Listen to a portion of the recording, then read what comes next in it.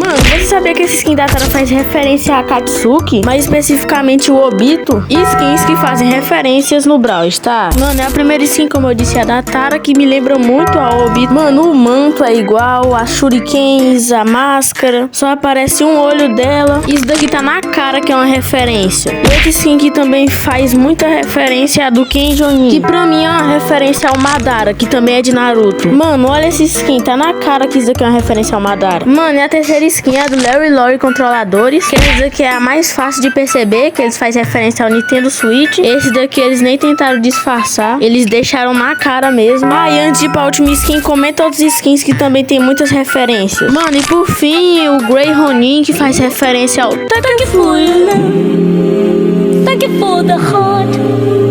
They'll never. É na sola da bota, é na palma da bota, é na sola da bota, é na palma da bota, bota um sorriso na bota, ande bota, solidão.